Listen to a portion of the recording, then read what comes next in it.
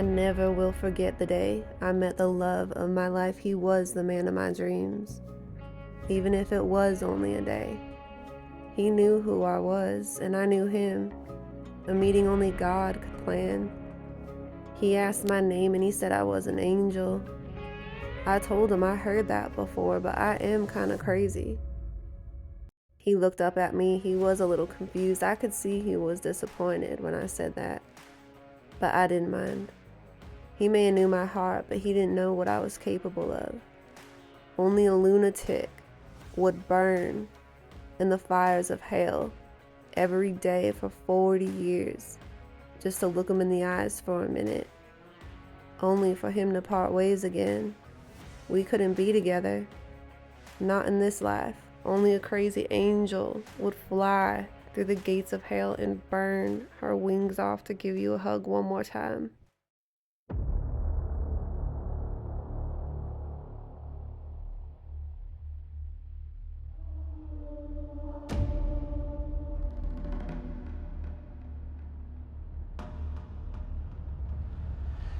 Welcome to Panther Medicine. Today I'm going to share with you the story of the Tattooed Serpent. I'm going to read it from this book right here. This book found me, and it took me probably 3 years to be able to fully read this story, and maybe 5 years to fully process it along with other things in this book. There are a lot of things about the past that are triggering, whether it is personal or through our lineage. So I will mention, as a little bit of a warning, at some point in this story as well, sacrifice is mentioned, and this is something that happened in all the tribes on all the continents and with pretty much everybody's family at some point in time.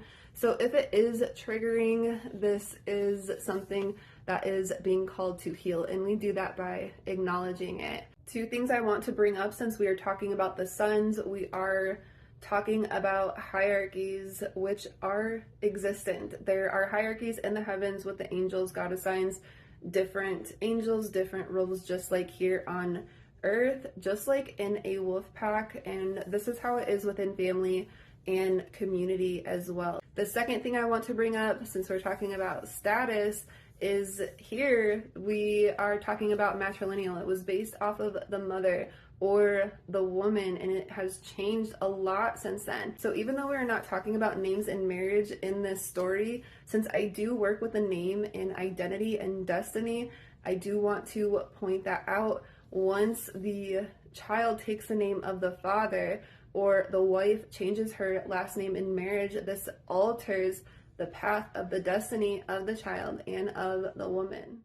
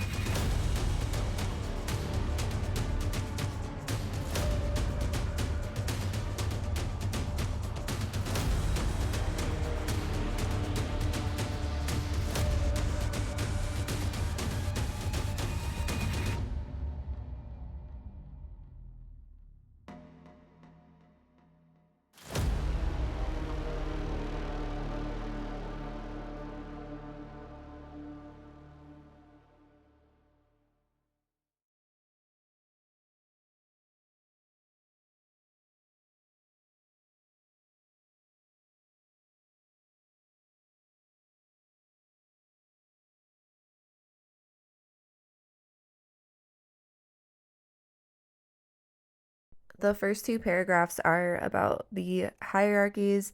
It says there is other evidence that these were hierarchical societies, each under a high chief ruling in a large town, which was surrounded by smaller towns and villages headed by subordinate chiefs.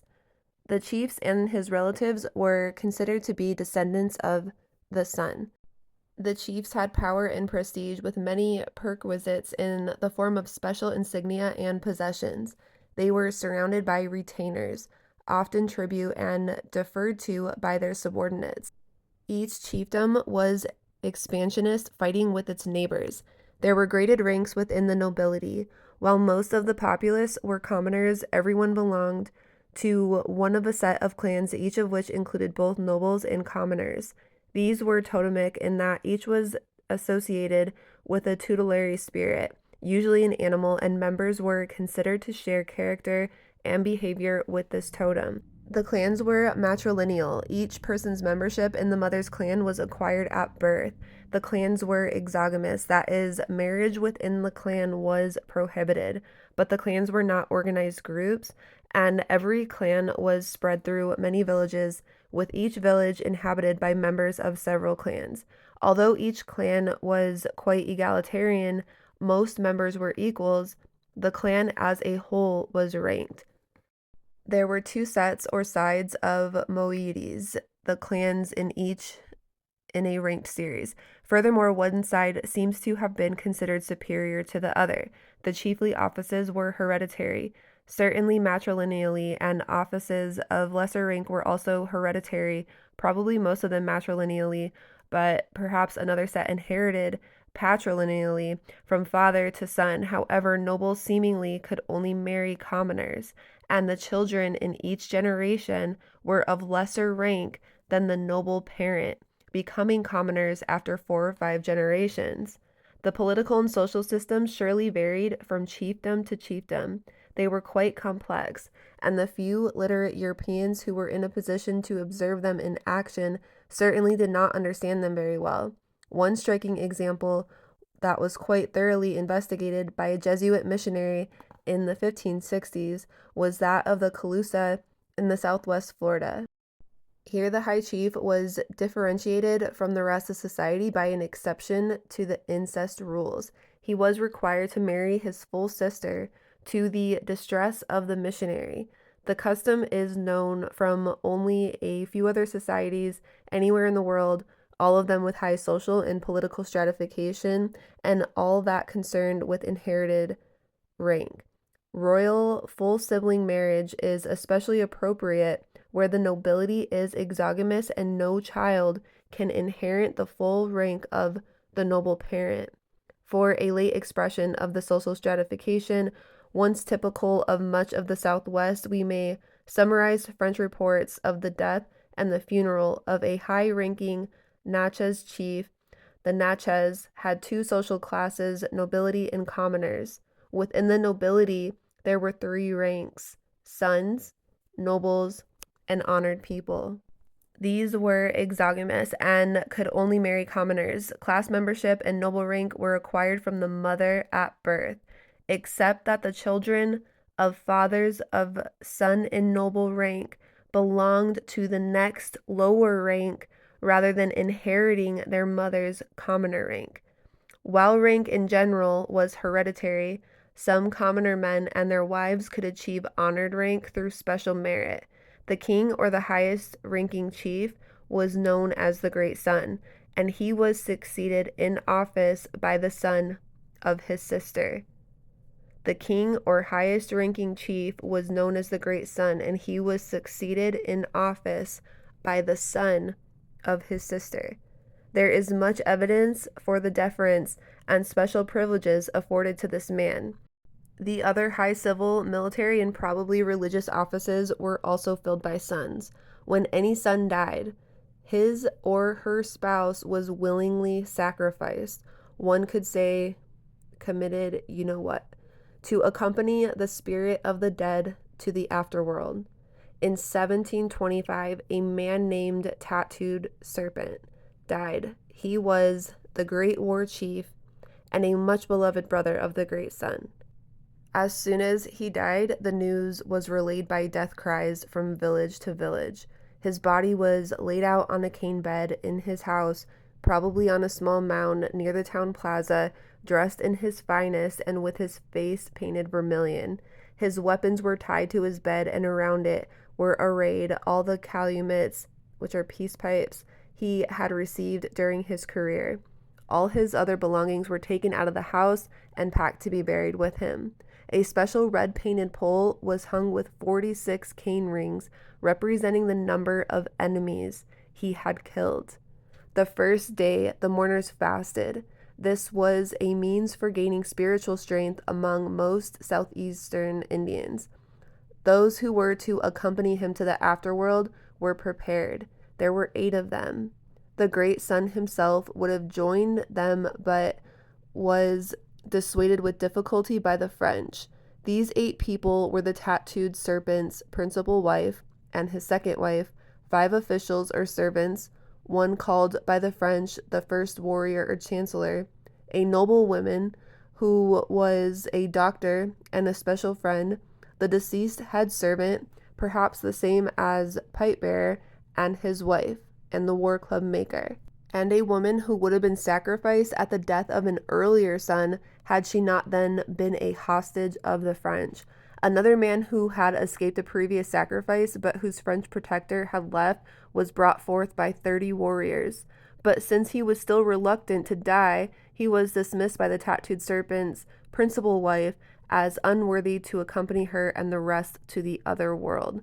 This was described to the French as a place without hunger, death, or war, where the weather was always fine.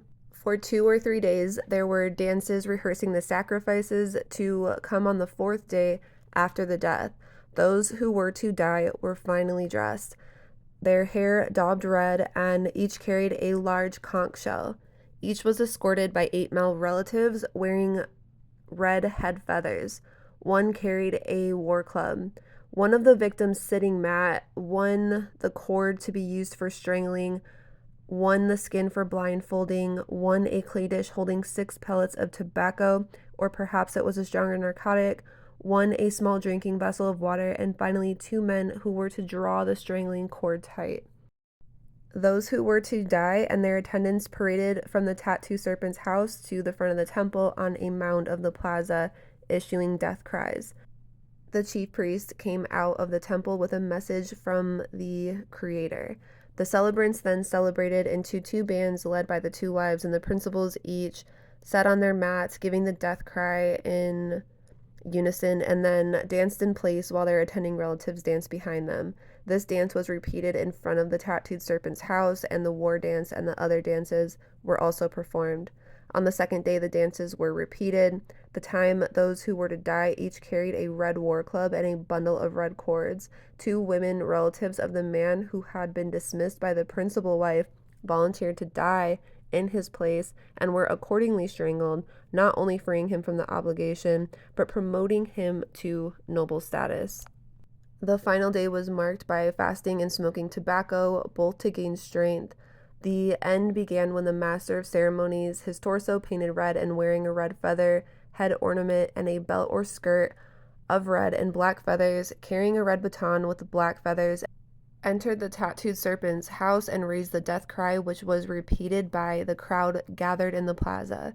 The body emerged on a litter carried by 6 men, preceded by the master of ceremonies and the oldest war chief, who carried a calumet and the pole with 46 hoops. The litter was followed by those who were to die and their attendants. These attendants by this service were raised from commoners to rank as honored people and were relieved of the obligation to die when another son died. After circling the house, the procession slowly looped across the plaza.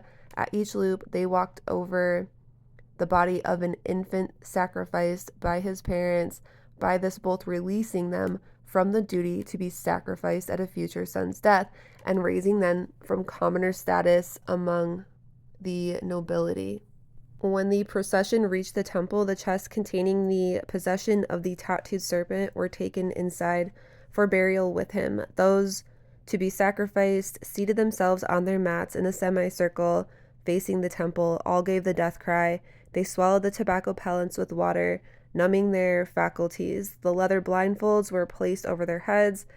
Then the cords were looped around their necks. So one account says that 5 or more were then also strangled in the plaza. The nurse of the Tattooed Serpent, a doctor from a nearby town, and 3 old women. The Tattooed Serpent and his 2 wives were buried in a trench inside the temple. The noble woman doctor and the chancellor were buried on the mound but outside the temple. The others were carried on litters back to their home villages for burial in the temples there. Finally, the Tattooed Serpent's house was burned.